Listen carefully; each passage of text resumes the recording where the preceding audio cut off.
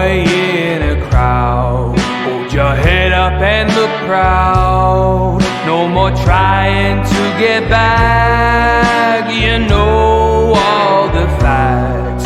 Yeah, you know all the facts. The papers are misleading. Then again, what is news? The internet is making gods of alternative news. Got a mind I ought to lose. Still I wrap myself up in the blues. Oh, it's true, I'm lonely.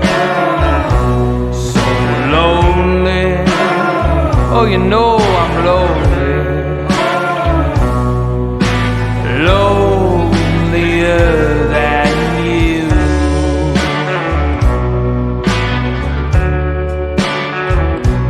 I've been thinking some dark thoughts, but my friend who has not, it's surreal and profound.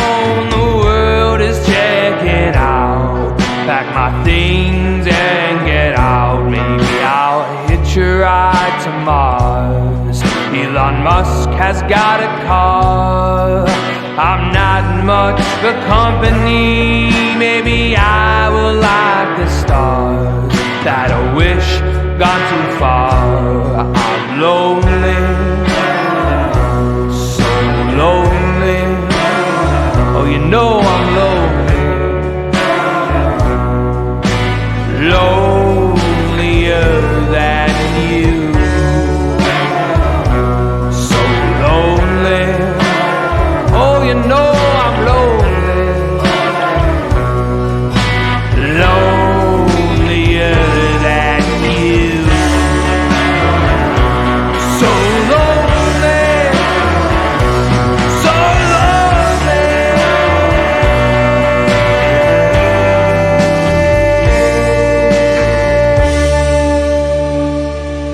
Well, welcome back, guys. Welcome back. That was the phenomenal Lonelier Than You by the even more phenomenal artist Jordan Merrick, the songster of the swampy, humidity, sticky blues that is, I think, reminiscent of anybody that comes from the northern parts of this great country. And I'm so keen to be right here on the phone chatting to Jordan all the way up from Queensland, apparently a very, very humid Queensland too. Jordan, are you there? Hey, how you doing? Well, welcome to the show. Oh, thanks, mate. I'm here in all the glory of humidity that Queensland has to offer, and very keen for a chat. It is a bit like that. We were talking beforehand about how we stole a bit of your weather last week with the down here in Melbourne with the sticky storms we had coming through last week, and yet we've now got this beautiful, gorgeous day, which you're now very envious of up there, and you sweat your balls off. Yeah, absolutely. And you didn't even give us any dry heat. We still had humidity. We lent you some of ours. We got nothing in return, so it was a bit of a dog move. But as I said earlier, I think Melbourne deserves a bit of luck these days. So look, I'll give it to you. I've never heard anybody feel so envious about Melbourne weather. I think I think this is the first for us. Oh, look, it's the first time for everything, right? But no, I'm definitely on the side of dry heat over humidity, even though I've lived in Queensland my whole life. So you don't get used to it. It's never nice. So yeah, look, I'll definitely do the trade if I can. Yeah, I'm not surprised that no one's ever told me, Daniel. Yeah. It's terrible the first time, but you get used to it. No, I've never heard anyone say that about Queensland's humidity. So. Yeah, literally, unless you're sitting in a pool all day, there's no getting used to it or getting around it. Yeah, fair enough. Is it pool weather? Is the humid weather perfect for a bit of a dip in the old watering hole?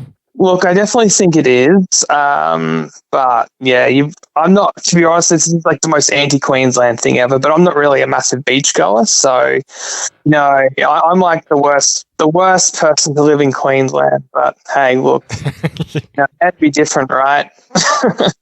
What are you even doing up there then? Oh, I was hiding, really. Hiding from all the beach girls so they don't kill me for, being, the anti-Queenslander here. It's Well, pretty good. It's pretty good most of the year, so honestly, I can't complain too I was much. going to say, it's almost, you'd be probably branded as an anti-Australian. I don't think it's just a Queensland thing going in, with the whole beach thing. It's, bloody down here, Yeah. they'd say the same thing. Sydney, Well, Perth, Adelaide. Yeah, but I do wear like boardies and thongs, so surely that counts for. I still look the part, but look, that's as far as I can go most days. So you just so wait, when you say that, board shorts, thongs, you're just going to the shops, are you? You're not going anywhere near a waterfront. No. Well, I mean, there's not too many beaches in Brisbane anyways, so there's not really much of a choice. I think if I was still on the Gold Coast, I'd probably go to the beach a little more than I do now, which is a couple of times a year. But yeah, what can you do? You just deal with it. That's fair. Well, anyway, Jordan, once again, welcome to Bar Talk. Welcome to the show. Thanks for having me. I just want to say congratulations. It's now been, as of recording, exactly a month since you released your sophomore album, Waiting Blues, which is... wow, a month has it? Geez, that went fast. I should know these things, but no, geez. No, yeah, it's definitely gone fast. But no, thanks for that. No, I'm glad it was finally released and God, you never know what's going to happen, especially in these days. So it was good to get that one out there and tick it off, So it was a bit of a weight on your shoulders, was it, to finally get it off, to finally get it out there? Yeah, it was a bit of a funny one because I recorded it last year when we had our main lockdown. So, it was pretty much the lockdown album. Then I was like, wanting to release it. And then I thought this year would be a good year for it. I thought, there's not going to be more lockdowns. Wishful thinking. And clearly that backfired. And then obviously I also got it pressed on vinyl. So it was a bit of a crazy release, really. I went, put a bit of money into it to obviously get that done. And you never know how it's going to sell. I still obviously haven't been able to, do many shows to support it. But no, man, that was definitely a weight off the shoulders, having it out. And I just didn't want, I figured it was one of those things I could sit on that for longer if I wanted to, but I'd rather just, get these songs out while they're fresh. And since they were done anyways, I thought, just got to do it and put them out there and just get to work on some other stuff. So, it's hard to sit on songs for too long. Fair enough. Was it? Yeah. Were you getting the what's the proper term? Restless feet, I suppose, is what you can say with these songs. Was it very much a case of you really, really wanting people to hear the songs in the recorded format? Was it? You didn't want to hold on to them. Yeah, well, it's like once they're done and dusted, you just want to share them, and even at the best of times, usually you record an album, months and months and months before you actually release it. So I didn't want to sit on these any longer. I thought, especially considering they were very relevant to me for the last year and a bit we've been in, and I figured they're probably it's the right time to release them, and it felt really right to me just to push them out. So yeah, made the commitment to do it earlier in the year. And yeah, I'm pretty glad I made that choice. I'm really glad that the album was released, and it's awesome to be able to share it. I can't wait till I can bloody get back to Melbourne and play a show and bring the songs to other states and stuff. That'll be good whenever that happens again. Surely soon. It is. Yeah, I was going to say it must be one of those things that you must be really keen to do. I mean, you've been lucky that you haven't had. Been locked up for as long, so you've still had the opportunity to play live. But I suppose if you were, you've had this plan for a while to have this album done, you're hoping, as you say, that by the time it did come out, that you would, I'm guessing, have been able to do a national tour or something similar. Is that right? Yeah, absolutely. It was definitely what I was hoping for, especially, planning it to be out so late in the year. I figured that would be my best chance, but Look, obviously it wasn't to be, but as you said, I'm pretty lucky here in Brizzy that we've been able to still do some shows. I've still had a bunch cancelled, but realistically, I've still been able to get a bunch away. So I'm definitely grateful for that. You got to take the wins that you can get, especially these days. So it's been awesome to do, to put even like a bit more of a focus than I normally would on playing to Brisbane and doing different types of shows and. Doing, more folky type shows, really intimate venues, that sort of stuff, sit down sort of shows, then moving into doing more of the heavier sort of blues rock sort of stuff, like similar to some of the songs on the album, and also doing things like, we had like a couple of shows I booked. I had 5-act lineups for a single night, which was obviously a bit wild considering that's especially for a single launch or an album launch. That's a lot of bands on the lineup. But it was also, especially those sort of shows, I saw it as a really great opportunity to get musicians that I really liked and get them on the bill, and a good way of just getting the community together, especially when we had opportunities. I feel like this year there's been some windows where there's no mask mandate for shows. We can actually stand up at shows. It's been on and off the whole year, but having those opportunities to put to get as many bands as you can into a room and give the crowd a show and something to sort of remember after a year of cancellations and doubt. It was really good. And to the credit of, Brisbane locals, they've just been absolutely awesome, and supporting artists and even with myself and the album, like buying, as I said, I did the crazy thing of getting a record press during a pandemic. Such a smart move, astute business mind of musicians. People have been really supportive of it, and as I said, coming to shows and just embracing different ideas, the good, the bad, and the ugly. I think it's just been a testament to the community here and their backing of music. So it's been good. Just hopefully, as I said, can get into the other states once this border opens and stays open, hopefully, if it does. Look, have you got a crystal ball there, Jordan? Because I certainly don't. So don't fucking ask me what's going to happen. I feel like it's just going to open for Christmas, and then I don't know. You almost half expect it just to close again afterwards. Omicron pops up and says g'day, and next minute back. Who the fuck knows? So It's true though, but you sound like you're very passionate about your local scene up there, because you were going, you were not sure why you're there in Brisbane. We weren't 100% sure, but now I think I know. You do seem to have a passion for the community of musicians up there, the artists that you like, that you wanted to put on a show with. So was it really just a happy accident that you were sort of forced to only play locally, that you could finally get around to doing those gigs that you maybe kind of wanted to do but didn't think you'd be able to? Yeah, I definitely think so. And I think, especially from someone, like, because I'm from the Gold Coast originally. So when I decided, I want to pursue music, obviously there was one city in mind, and that was Melbourne.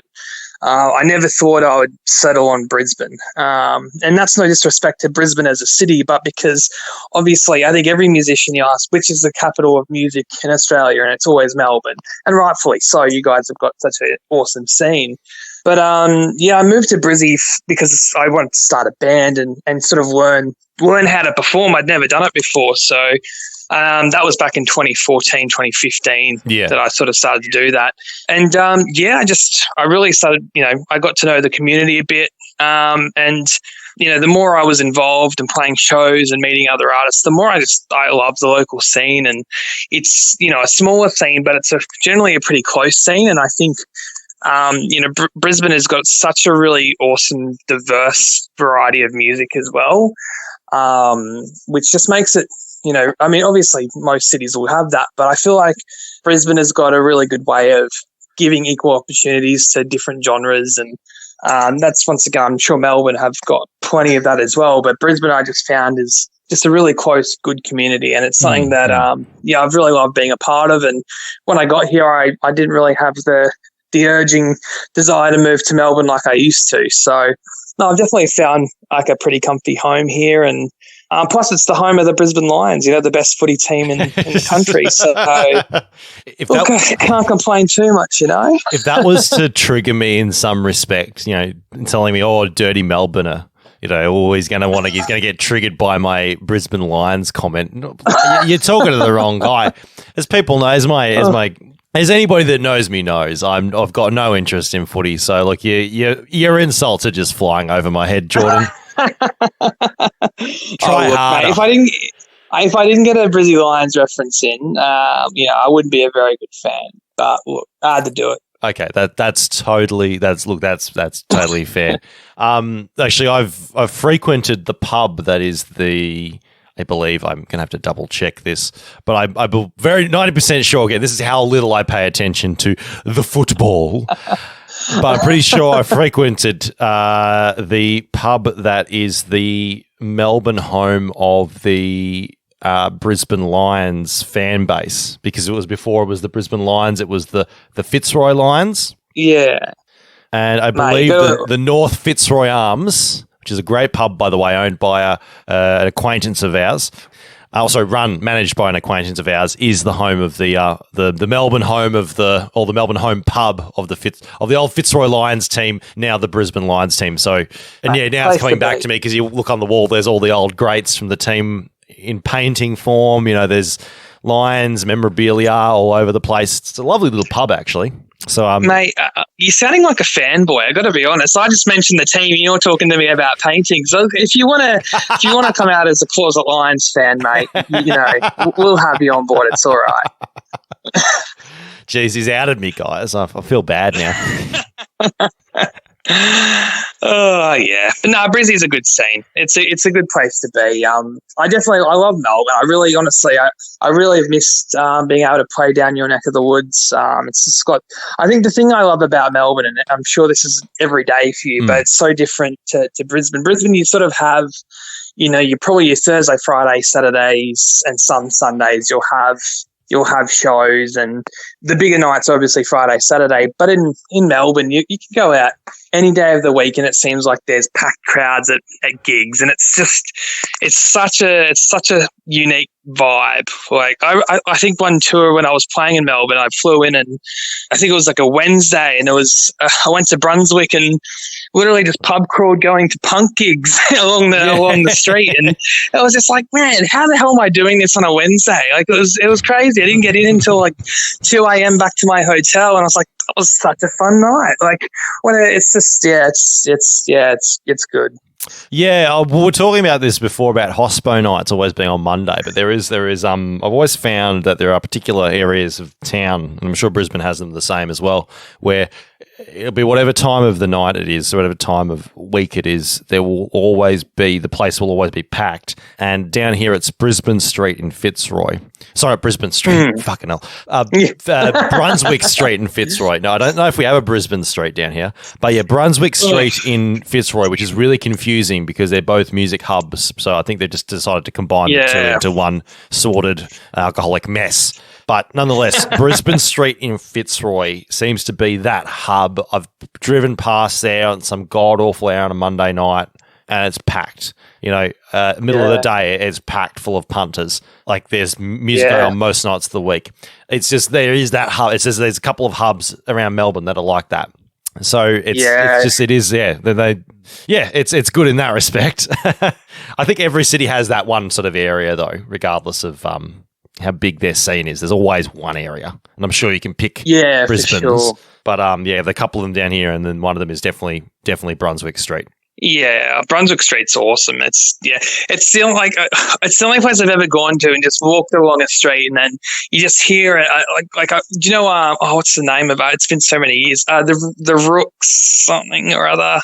Gosh, I can't remember the name. Is that a venue or a band? Because the venue. The venue.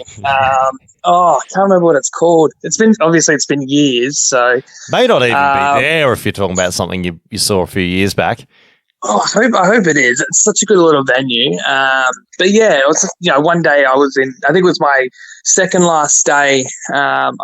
in when I played my show, my responsibilities are all done. So I was just walking, down Brunswick Street, and I just hear like this Leonard Cohen playing. I'm like, well, this place looks cool. And it was just this little the Rook something or other. I can't remember it, but it'll come to me.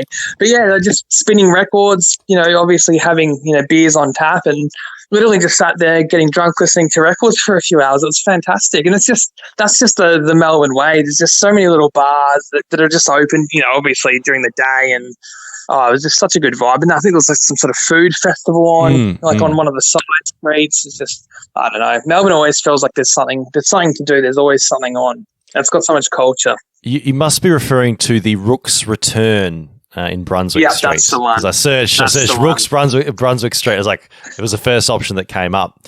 So may as well give them a proper shout out if you. I've never been shout out to Rook's Return. I've never been there, so you've given me somewhere vibe. else to pop down onto when I've got nothing else to do. Yeah, definitely check it out. So apart from obviously gigging in that, you had quite a fun old time, I imagine, getting the album together, because I see that you decided to make it your own little project to finally get around to self-producing and recording this album.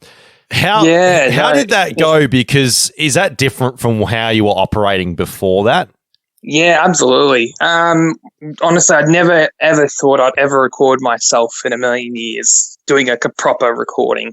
It wasn't until, so when I did my previous album, Night Music, I did a bunch of demos at home, and when we went to record the album in a studio, and I was working with a producer who is very experienced and someone I have a lot of respect for, and he was going through my demos and sort of telling me like, look, you've done a really good job on these parts. I want to use some of those parts from the demos. And I'm like, that's insane. Why would you even think my recording is good enough? I would never have thought it. But it gave me a lot of confidence that if I ever wanted to really try to do more at home, that I could. I still wasn't planning to, but then obviously you become locked down due to a fucking pandemic, and you don't really have much of a choice. So yeah, look, I dived in and decided I'd give it a crack. And I mean, the worst case scenario is I completely butcher it and I don't show anybody. So I figured there's no risk factor involved. Like if you just disappear for 6 months during a pandemic, nobody's going to bat an eye. Let's face it. Yeah, exactly right. So, but no, it was a really fun experience, and very different to how I would normally approach recording, because when you're recording yourself, there's no one there telling you what's right and wrong. You're just literally throwing shit at a wall and seeing if it sticks. And thankfully, you work out, and then you sort of get one song done. You sort of learn a lot from that, and you sort of move on and on and on, and eventually you have something that resembles an album. And then for me, I didn't want to mix it. I definitely didn't want that responsibility. So I went to my dude who's done a bit of mixing for me lately. And he did a great job with turning my somewhat coherent recordings into something that sounded, polished enough to release. So look, I'll take that. But no, it was a great learning experience. But it was definitely very different to what I'd normally do, but a lot of fun. A great chance to be creative for creative's sake as well, which I really enjoyed as part of the process. Let's talk about that process, because I want to know more about how you found it than tackling this project head on by yourself to start with, for the obviously the parts of the actual recording and producing of it. So how were you finding it when you started? Because were you talking about that? You talk a bit about that sort of start stop, trial and error sort of thing. So was it really a case of rope learning as you went, or did you have to do a lot more planning than you thought? To be honest, it was the complete opposite of planned. So a lot of the songs on the album, outside of a few, I sort of was writing on the fly. So I would write them, I'd take it to the studio, and I'd just see what comes out. So it was not really planned at all. I had no idea, what songs were going to end up on the album until I wrote most of them during the period of the time. Yeah, it was very different. So, I mean, for Night Music, my previous album, I was very planned with how I wanted it to sound. I had direct vision on what I sort of wanted for it. Whereas this, it was just literally write the song, okay, let's see how it ends up, or even the songs that I'd already written. I sort of just, some of them I sort of wanted to record, like This Rainy Day. I knew I wanted to record that one day. And so I sort of had an idea of how I wanted it to sound. But I mean, I think that's sort of why the album is a bit diverse and in how it actually sounds itself. Like there's a lot of different elements and genres sort of, throughout the album, because it was just purely what am I feeling when I'm recording and what am I coming up with right on the fly. So it was good fun. Like, it's just, it was very different, very organic. Still, challenging, but it was pretty good. Can't complain. So was it a case of some of the songs were previously written songs and then half of them you've done as you're sort of going? Yeah. So I think there was only This Rainy Day and Midnight Hymn Blues that were written before the others. I think the rest I sort of wrote as I was going. So so no, it was those. I mean, those songs are probably the easier ones, but I think the first one I recorded was This Rainy Day, so it was definitely the hardest one to record because I was trying to work out how the hell to do it properly and not butcher it, to be honest. So that was the good learning one, and the rest sort of followed from there and came together from there. Yeah. So was it really what made you look at those ones and go, yeah, they've got to stay, but then the rest you're like, no, I've got to write new stuff. Why those two? Why would you keep those two rather than maybe whatever other songs you had in mind at the time? Yeah, no, it's a good question. To be 100% honest, it was because I really wasn't sure if I was going to do an album or not. I sort of knew I wanted to do This Rainy Day as a release. And then, so I sort of started on that.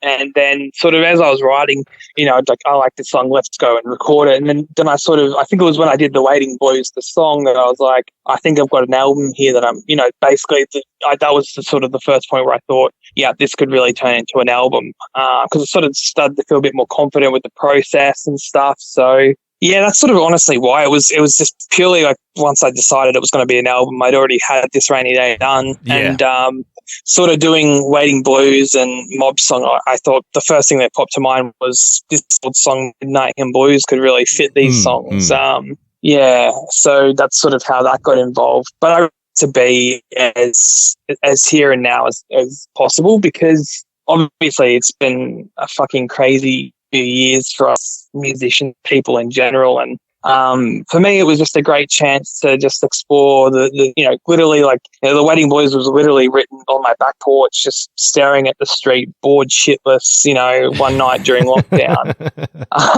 So, it was just, using the times that we're in to sort of inspire some of the songs. I sort of felt like that was really important to sort of, those songs I didn't want to really come back and revisit too much. If they were about the here and now, I thought, when better to release them than the here and now as well, Yeah, you were just mentioning The Waiting Blues, the title track.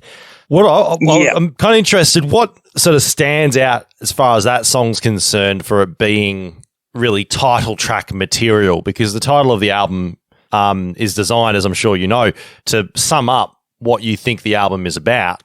What was it that stands out about that particular track and that particular title as something that sums up the whole project? Yeah, look, it was a bit of a funny one. So I'd sort of finished the album and I still had no idea what to call it. I think The Waiting Boys, when I wrote that, I knew I was onto an album, but I had no idea I was going to call it that. And it was actually literally my mum who said that would be a good song title, because I showed her the demos and I said, look, I've got no idea what the fuck I should be calling this. Or I just no guidance. She's like, why don't you just call it Waiting Blues? And I'm like, oh, that makes a lot of sense. So it was literally as simple as that. So I can't even take credit for it, but I think it really was fitting. And I sort of, when she suggested it, I thought about it. Well, a lot of these songs were literally written in waiting for this pandemic to pass over and end. So, the more I thought about it, the more I was like, I can't believe I didn't see that in the first place as a song, as an album title. So Yeah, thanks, Mum. I was going to say, she's got the credit right there. Good on her. She's useful for something. Yeah. Yeah, she's finally. I need to. I'm surprised she didn't insist on a credit on the album cover or something. Speaking of album cover, I do like the album cover itself, the artwork itself. Tell us a bit about that because it's kind of cool. Love the color scheme. I love the symbol. I guess I don't know if you call it symbolism. I haven't really looked into it. It looks cool, Jordan. Tell me about it. Well, I really wanted something to look cool, so that's basically the crux of the album. Oh, there you go. That's done. Job done. Pats himself on the back. Fucks off. Yeah, good job. Yeah, no. So, like one thing when I was sort of finished the recording of the album, and I was starting to plan that sort of shit. I really wanted to, especially when I knew I was going to do a vinyl. I really loved the idea of trying to work with as many locals as I could. So thankfully, I like the guy who designed the album cover, James Alley, is he's a super artist. And I'm mates with him, and I sort of spoke to him about the album, and I just had this idea of using a dude on the side of the road with like a long road behind him, sort of like this. There's a Hitchcock film called what's it called? North by Northwest, and there's a scene where this classic, you've seen it? You know it? No, I haven't actually, but it is it's one of those films. Like it's like any Hitchcock film. You go, there's this Hitchcock film. It's like which one, Jordan? Like they're all considered classics of the art form. Yeah.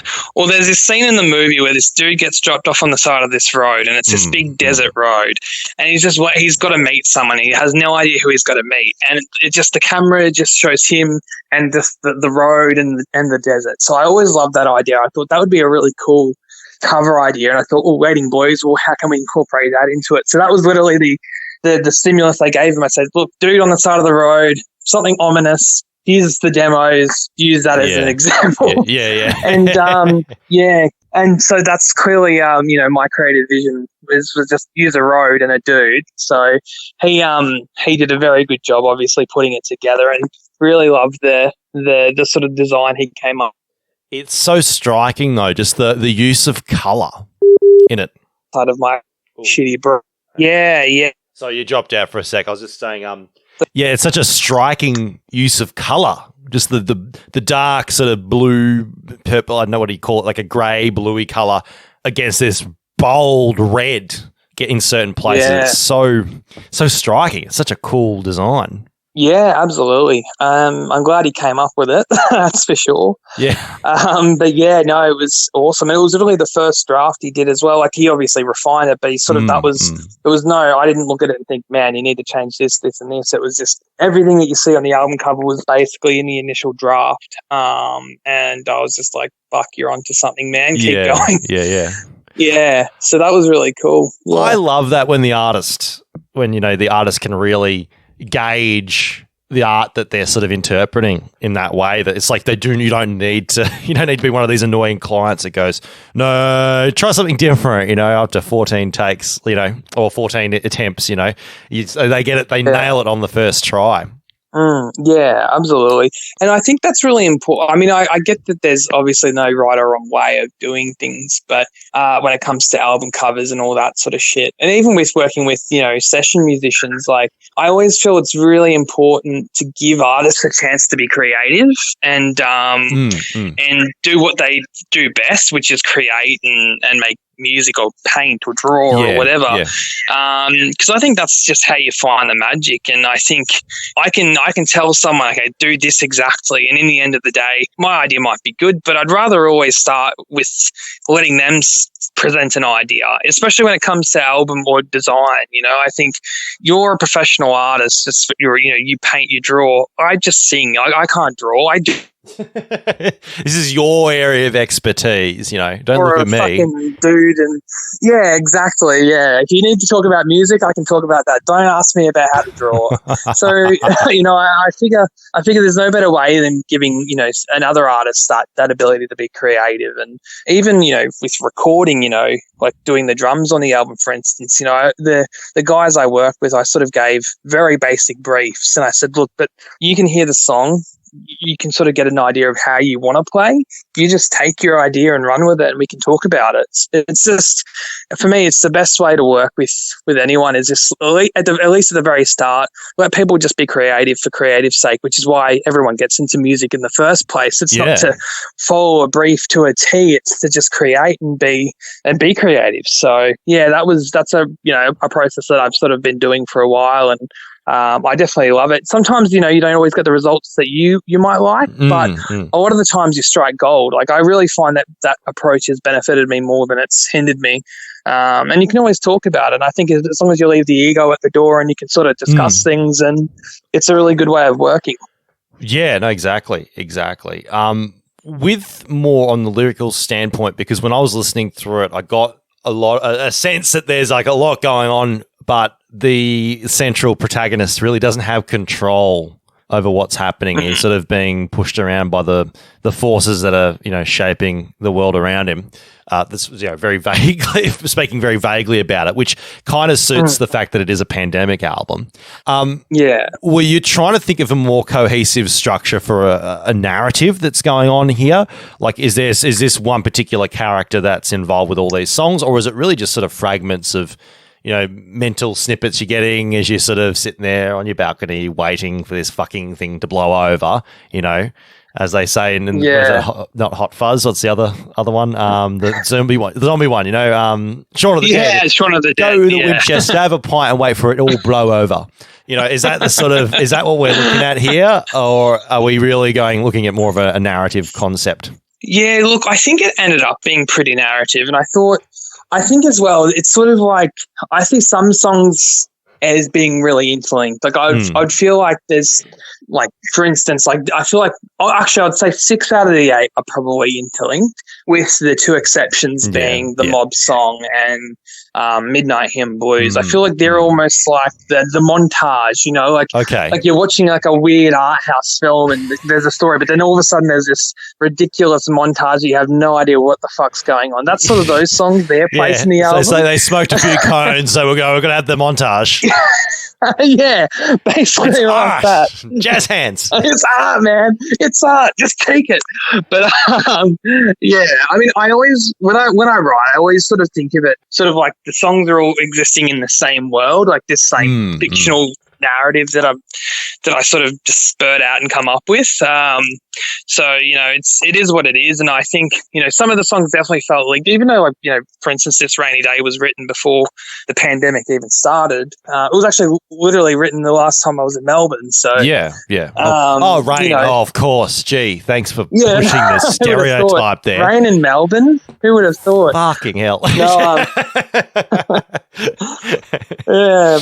But no, like even that song, because it was sort of like it was just sort of reflecting on the day, and then sort of the album carries on, and you sort of the pandemic starts, and you're sort of having a laugh. It gets a bit darker and more serious, and then it sort of picks itself up and dusts itself off and sort of reminisces on all the shit that just went down. So that's sort of the album in a nutshell. You laugh at, you're like, oh, this is not going to last, and you're like, why the fuck is it still here? And then you come to terms with it, and you get back to what you know and what you do, and sort of accept it. Which, it's funny. I wrote it last year, but I felt like this year it felt a lot more relevant, because I thought after last year that the pandemic, we're going to be on the tail end of it by early this year. So like a lot of artists booked shows, booked a whole bunch of things, and it all fell through. And I feel like in many ways this year has been the year of uncertainty, whereas last year, even though it was so new, I felt like everyone could just accept that there was a time of uncertainty, whereas this year they felt like there was hope and like we're going to come out of it. And then obviously next minute, that didn't happen. So, it's funny. Like, obviously I wrote them last year, but I definitely feel like I could relate to them more this year, especially when I was prepping the release, and having to talk about it a bit more. I was like, man, it felt very relevant to me this year more than last even. Is that because you feel like 2021's a cruel parody of 2020? Like, yeah, basically isn't it? It's like a shitty bootleg copy. It's like, the sequel that just can't live up to the original. Yeah, yeah. I mean, hopefully it's not Godfather 3 and we get a fucking Who knows what next year will be like? Please don't let it be. I'd rather Jaws 3 than Godfather 3. God, don't jinx anything too much, Jordan. Jeez. Yeah, I'm touching wood. Don't worry. Yeah, knock knock. But Yeah. but I mean, on that, because some of them are pre-pandemic songs, have you found out that sort of there's a different way to reflect on some of the songs with a bit more time behind them? That the way that that you can frame the songs changes with time. Does it sort of, you find some of those songs have an effect that, oh yeah, they still fit on this, pandemic album, even though they were written before? Yeah, totally. I think, and even not even just in this album in isolation, I think that's a really interesting thing that I've found as I've gotten older as a songwriter is I'll reflect on songs I've written years back and I'll look at them in a completely different light than when I wrote them. And I think that's it's really cool. And I think it's sort of how as a listener you feel when you listen to songs that you love or that you grew up listening to and, that shape you as a person. I feel like it's the same when you're the songwriter and you sort of listen back to them and you think, how much you've changed and how much even your mindset's changed or what your understanding of the world has changed. And it's really cool. And sometimes it's good. Sometimes you're like, man, and I wish I knew more, back then. And so it's really interesting. But I think for this album, something like This Rainy Day, I think was a bit of a melancholy song. But I think now I look back and I think I'd give anything to be back on tour. Yeah. I deal with the torrents of Melbourne rain. But it's funny. You really, I think you definitely, in a situation like this, I definitely reflect on some of them a lot, with, a bit more, with a different perspective, Yeah, just a little bit of time passing, give it a bit more context, give it a bit more, I don't know, a bit more maturity, I suppose. Yeah, definitely. Us musicians are very mature people. We're very prim and proper. So, but totally, man. You definitely reflect on it differently as you go. So, comments of uncertainty aside, as it stands, what are we looking like for next year? What sort of coming into the new year? What's the plan at the moment for you and your music? Yeah. Well, I've got a lot planned. So, and one thing I'm doing this year, which for next year that I didn't do heading into this year, is I'm sort of planning for things like, there won't be touring potentially. Obviously, the game plan is there will be. But I'm sort of making my plans really rock solid around Brisbane, the Gold Coast, Sunny Coast, around areas that are easy to touch, and play.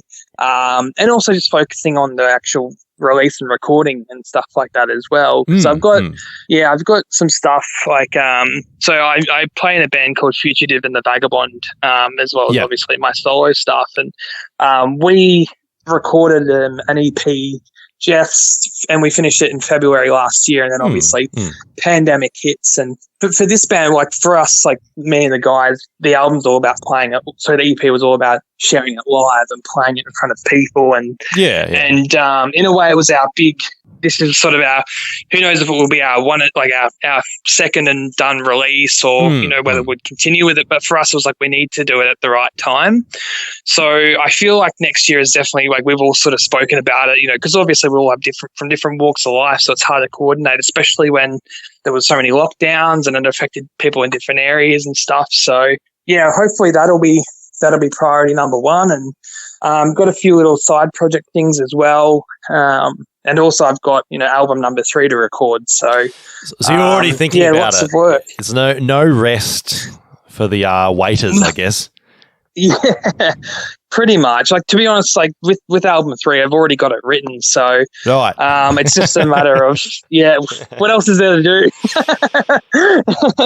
But I tell you what, I obviously don't want to talk too much about the album that I haven't even recorded yet. But the songs, well, I'm going to put myself on the spot. But with the album that I'm sort of planning to do next, it's funny. As I said, this last album was very much write the song, record the song. Whereas this album, I feel very settled on. Probably more settled than I've ever felt on on any release. I sort of know the songs I want to do. Some of them are old, so a lot of them are new. So yeah, it's funny how it works sometimes. Whereas this one, I feel, I already know exactly what I want to sort of do with it. And it's going to be fun to do. So hopefully I'll get that done sometime and aim to release it next, 2023 maybe or something. I don't know. Honestly, that's the part I haven't finished planning yet. But, there's a few things I just want to get done first. And then hopefully, obviously fingers and toes crossed that, get back to touring and really give, Waiting Blues the tour it deserves, because I'm really, really proud of it. And I think it's something I really want to bring to, interstate and hopefully play some states that I've never played before as well. I think it would be a really awesome time to do that. And I think especially coming out of this fucking pandemic, hopefully, and being able to do that would be really special. Well, I was going to say, is there anywhere particular that you're very keen on playing next year, hopefully? Well, I mean, Melbourne and Sydney, obviously the ones I've played the most, but I'd really love to do somewhere like, even Tasmania. I'd love to play Tassie. Perth is another area that, I've got, some awesome listeners there that I've never been able to meet because I've never gone and done a show there. So I'd really love to look at Perth and Adelaide as well. There's got such a good little community there of people passionate for live music, and just haven't had the opportunity to do it. This year was meant to be the year. Last year was also meant to be the year. It's always Next year like is that. now meant to be the year. So yeah, but it would be great to just even like just doing, those sort of locations would be great. But yeah, just who knows, I don't want to get my hopes up too much, but I'd love to hit the main capital cities. Yeah. That'd be I think, pretty special. A good little thing to tick off. Yeah, no, that's fair. Just the ones that you've been meaning to do for a while, just haven't been able to get around to it. Yeah, absolutely. And I think as well, just going back to the pandemic, I look at 2019 when I did night music and I thought, oh, yeah, okay, look, I couldn't do Perth and Adelaide this year. I can always do them next year. So I didn't really prioritize them as much as I in hindsight, I would have and should have. Because obviously, once again, that gets taken away from you and you think, shit, why didn't I do that when I had the chance? So, yeah. True. So, yeah, I think with the gift of hindsight, I don't think I'll be neglecting them when I can actually confidently book a show there.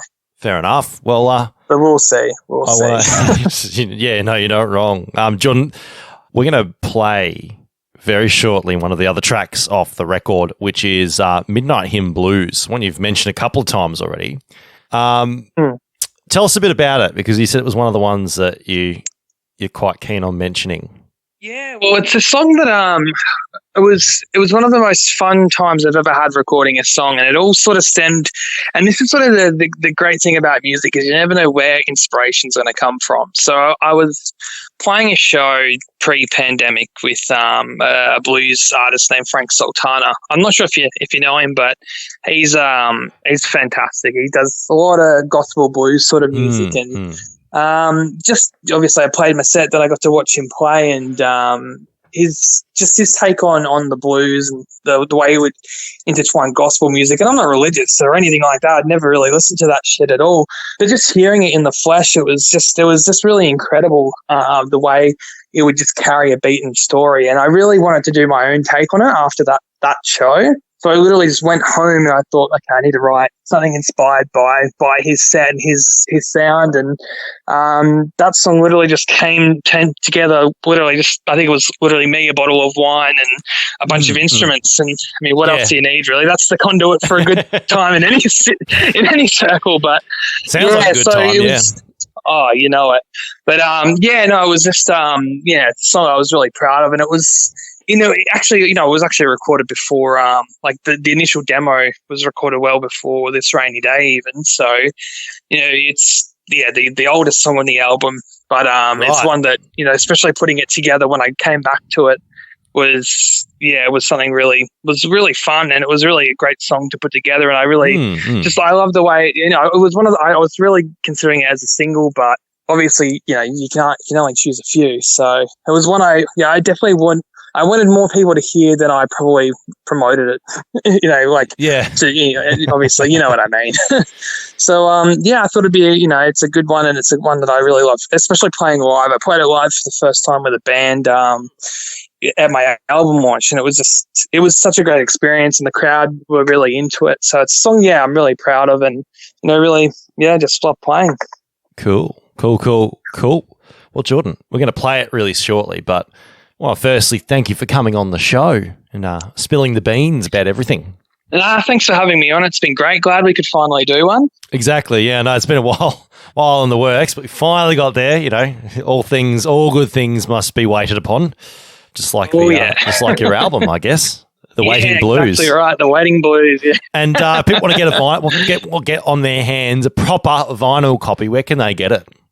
So it's available. So I've got like a web store through Shopify as well as Bandcamp. So they just type in my name to Facebook or Instagram or I don't know, Google, wherever you like to search for people, you can generally find it. So just type it in and get your credit card ready and grab one. Brilliant. Well, thanks again, Jordan. Keep it up. Hopefully we'll see you down here sooner rather than later. And fingers crossed, mate. Take me out to a proper Brunswick Street bar. I'll show you all the good spots. Cool. These are uppity Queenslanders giving us locals the one up. Love it. Jordan, thanks again. Why don't you take us out? Tell us the name of the song we're about to hear and who you are. Thanks again for having me. So I'm Jordan Merrick, some random dude from Queensland who is happily chatting shit, and this is Midnight in Blues.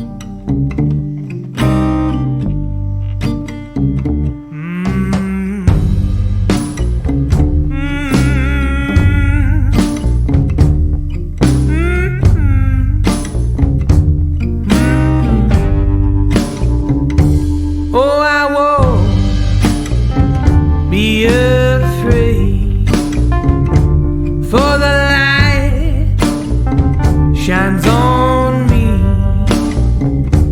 Be a guide or hell's rain.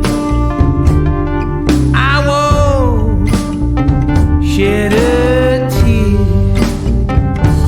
for I walk a million valleys. To be saved, I got no soles on my feet, but I won't shed a tear. Young highlight woman, young broken man, won't you stare in his shade? Maybe then you'll find the answer. Maybe then you'll paint yourself safe. For in his light, or in his darkness, oh, they're one and the same. Both were born brothers. Both were born slaves. And both were born with belief. Oh, you know that both were born with shame. But I won't be afraid, for the light shines on me. Be a guide or hell's rain, I won't shed a tear. A million choices